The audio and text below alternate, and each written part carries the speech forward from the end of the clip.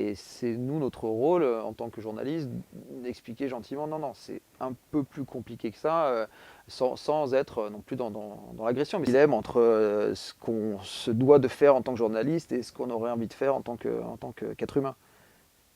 Il voit pas le problème. Je pense vraiment qu'il lui manque la case journalisme et indépendance.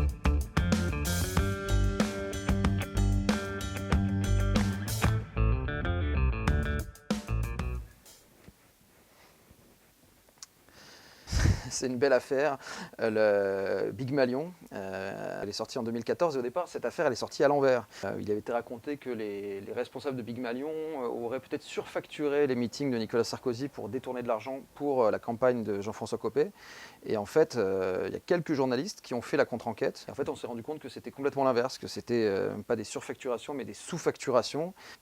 Il y a une des diffusions pour Envoyé spécial qui a été compliquée parce que c'était en 2016, donc pendant la pré-campagne électorale. En fait, on avait Franck Attal, qui était l'organisateur des meetings de Nicolas Sarkozy en 2012 et qui avait tout gardé avec lui. Quand Nicolas Sarkozy a appris qu'on avait son témoignage, il a fait des pressions sur France Télévisions pour voir le sujet déprogrammé, mais heureusement, à l'époque, toute la rédaction était un peu montée au créneau, et au final, on avait réussi à gagner notre bras de fer contre la direction, et il y a eu un peu de, un peu de sang sur les murs pendant quelques semaines, mais au final, tout le monde est tombé d'accord sur le fait que c'était important de diffuser cette enquête.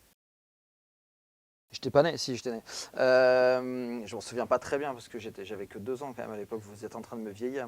Le Rainbow Warriors fait partie des quelques enquêtes qui ont, je pense, historiquement marqué à la fois le journalisme d'investigation et la manière dont les journalistes peuvent être considérés comme un contre-pouvoir. C'est une affaire qui a fait beaucoup de bruit, et en même temps c'est une des rares affaires qui a été sortie dans les années 80. Aujourd'hui, moi je pense qu'on a des raisons d'être à la fois inquiets de l'évolution du contexte médiatique, de l'investigation, parce qu'on sait que oui, il y a certains médias qui sont un petit peu à la dérive, il y a un contexte économique qui est compliqué. Mais aujourd'hui, à côté du monde, il y a la télévision il y a des émissions comme Cache Investigation, Complément d'enquête qui font de l'investigation.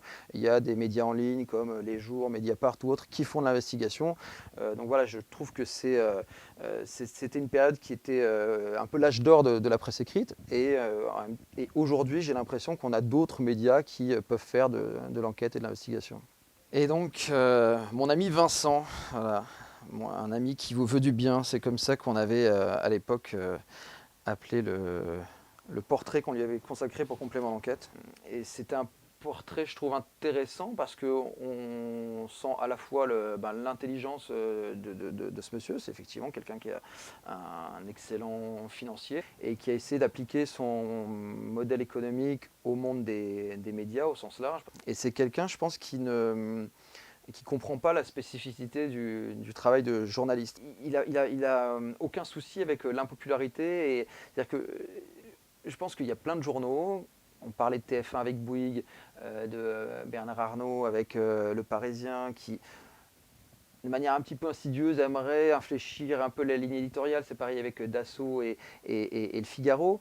Mais ça ne peut pas se faire de manière trop voyante parce que sinon ils savent qu'ils vont se faire dégommer. Là où c'est incroyable avec Bolloré, c'est que lui, il n'en a rien à faire. C'est-à-dire que lui, censurer une enquête sur un partenaire, il ne voit pas le problème. Je pense vraiment qu'il lui manque la case journalisme et indépendance, et il ne comprend pas qu'un journaliste soit animé par autre chose que servir les intérêts de l'actionnaire ou de son patron. Et à la suite de la diffusion de ce reportage, il nous a attaqué en diffamation, il nous a attaqué devant le tribunal de commerce où il a réclamé 50 millions d'euros à France Télévisions, et il nous a aussi attaqué au Cameroun. Je trouve ça complètement aberrant et en même temps un petit peu à l'image de Vincent Bolloré. C'est-à-dire que dans le reportage, on montrait que c'est quelqu'un qui usait et abusait même du droit, non pas pour gagner, mais juste pour faire perdre beaucoup de temps et beaucoup d'argent aux personnes qu'il a face à lui. Et là, on a encore une procédure au Cameroun, c'était il y a 7 ans, et on risque encore la prison ferme au Cameroun, ce qui me paraît complètement aberrant.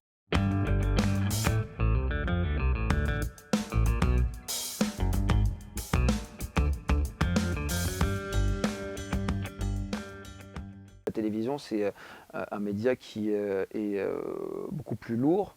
Donc c'est vrai que c'est parfois compliqué, plus difficile de convaincre quelqu'un de s'asseoir face à une caméra que d'accepter un coup de téléphone. Donc oui, il y a un gros travail qui est un travail de conviction et parfois ça prend des années. Moi, je crois que mon record pour convaincre quelqu'un de parler, ça va être Julien Coupat dans l'affaire Tarnac, que j'ai rencontré la première fois en 2008 et dont j'ai fait l'interview en 2018, donc 10 ans plus tard. C'est-à-dire que je ne l'avais pas au téléphone tous les jours, hein, mais peut-être une fois par an, je retentais ma chance.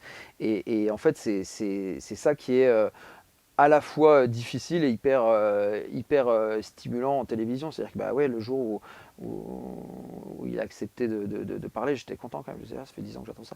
Puis après, il y a aussi un aspect intéressant, c'est l'aspect narratif et vulgarisation. C'est-à-dire que il nous arrive plein de fois dans les enquêtes, pas forcément de révéler des choses incroyables qui étaient inconnues de tous et de tous les lecteurs de Mediapart, mais de pouvoir raconter visuellement et vulgariser des éléments qui sont connus par une toute petite partie de la population qui est très spécialisée dans telle ou telle question, c'est aussi quelque chose qui peut être extrêmement stimulant aussi.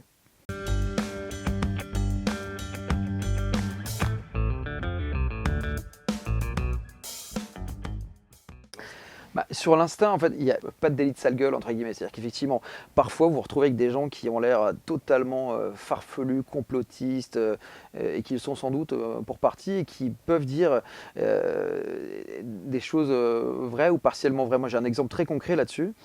En 2013, une collègue de complément d'enquête qui travaillait sur l'évasion fiscale, et elle reçoit un grand dossier de 500 pages d'un inspecteur des impôts de Villeneuve-sur-Lot.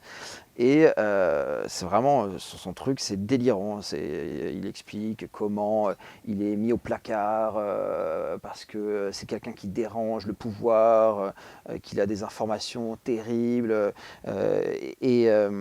Sur les 500 pages, il y a peut-être une demi-page où il raconte le compte en Suisse de Jérôme Cahuzac. Et c'est vrai que nous, on avait reçu ce document-là et ça paraissait complètement fou. On s'était dit, bon, bah oui, a priori, c'est juste quelqu'un qui est un peu fou et qui raconte n'importe quoi. Et on est passé à côté potentiellement d'une information d'intérêt général, puisque si on avait eu davantage d'instinct, on aurait peut-être creusé le compte suisse de Jérôme Cahuzac, qui est finalement sorti dans Mediapart quelques mois plus tard. Bah, y a une des frontières, déjà, c'est la loi, c'est-à-dire qu'on ne peut pas employer des moyens illégaux pour obtenir une information. Il peut nous arriver parfois d'utiliser des informations qui elles-mêmes ont été utilisées de manière illégale. Hein. Que là, je sais pas, je pense récemment, on a fait une enquête sur Alexis Collère, le secrétaire général de l'Élysée, où on a eu accès à toutes les conversations téléphoniques entre Collère et son épouse. Et bon, typiquement, nous, jamais on aurait piraté le téléphone d'Alexis Collère pour obtenir ces conversations. Ce serait totalement illégal de faire ça. Mais une fois qu'on a ces conversations, si c'est pas nous qui les avons volées, entre guillemets, il ne s'agit pas non plus de tout livrer comme ça. Et nous, on a bien fait le tri dans ces conversations entre ce qui relevait de la vie privée et qui ne mérite pas d'être publié et ce qui relève de l'intérêt général.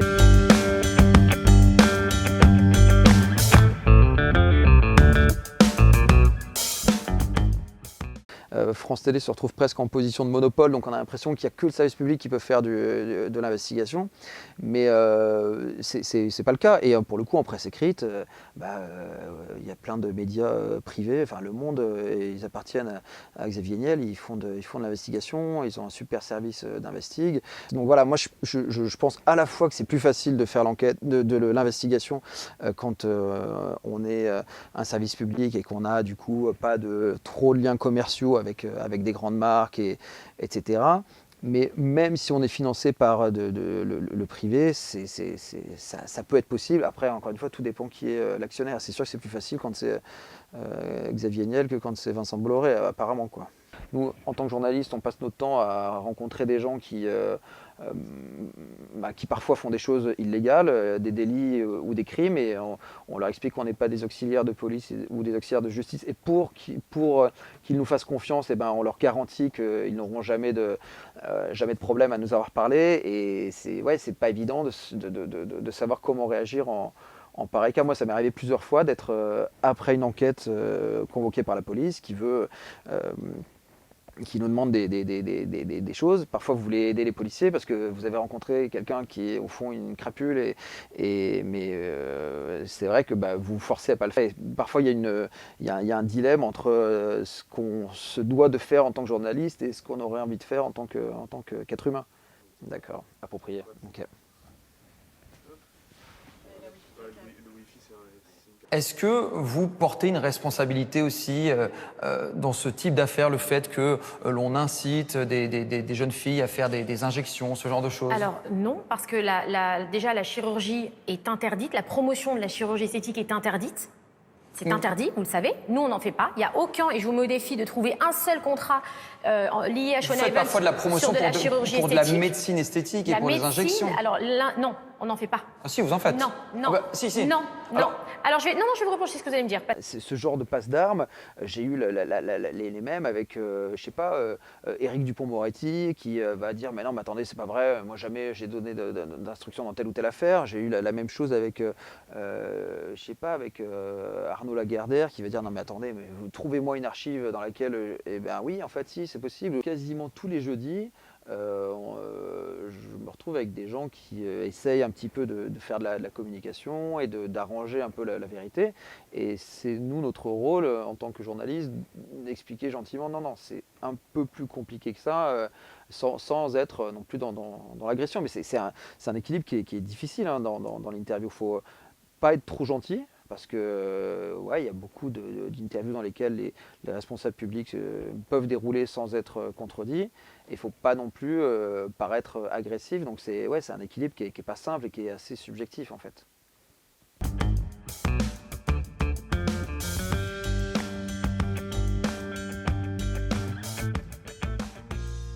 Ce qui est sûr, c'est qu'en tant que journaliste d'investigation, on enquête sur le pouvoir et sur les pouvoirs politiques, économiques, médiatiques. Et donc on a davantage affaire au monde des affaires. Et le monde des affaires, il n'y a pas beaucoup de communistes qui sont patrons du CAC 40. Non, mais je caricature, mais c'est un peu ça. On va se retrouver peut-être de manière assez naturelle sur une frange des décideurs et qui peuvent davantage appartenir à telle ou telle catégorie idéologique. Mais en tout cas, nous, on s'astreint vraiment à enquêter sur tout et tout le monde et d'appliquer les mêmes recettes.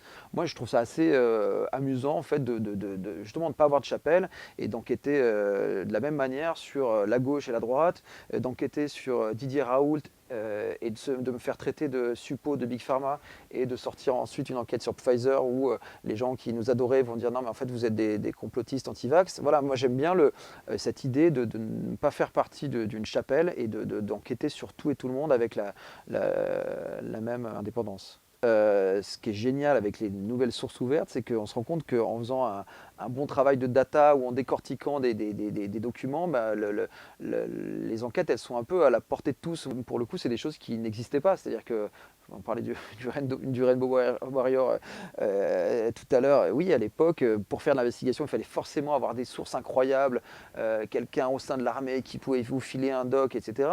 Aujourd'hui, si vous êtes un peu motivé et que vous voulez faire de l'investigation, il y a plein d'infos qu'il suffit, entre guillemets, parce que c'est laborieux, mais d'aller chercher et contextualiser et piocher dans tel ou tel site web. Et ça, c'est pour le coup quelque chose de nouveau et de vraiment, vraiment positif. Donc tout n'est pas rose, oui, c'est pas bien ce qui se passe chez nos collègues de Bolloré, mais oui, à France Télévisions, on travaille de manière totalement libre et indépendante. Oui, en presse écrite, même s'il y a une concentration des médias et que c'est inquiétant, on a plein de médias privés qui font bien leur travail et on a aussi une presse indépendante, notamment sur le web. Il y a des raisons d'être inquiet, mais il n'y a pas que des raisons d'être inquiet. Vous invitez à prendre la petite valise qui est juste ici, il y a un petit cadeau dedans. Incroyable. incroyable. C'est pour mon anniversaire. Ça s'ouvre comment ça? Investigation, j'ai trouvé comment faire. Alors. 28 septembre 83. C'est le jour de la naissance de mon père. Non, non voilà, c'est ma date de naissance. Putain, c'est bien ça. C'est un vrai cadeau? C'est un vrai cadeau. Ah, c'est chouette ça. C'est génial. Ouais, bah il y a 23 ans. Ouais.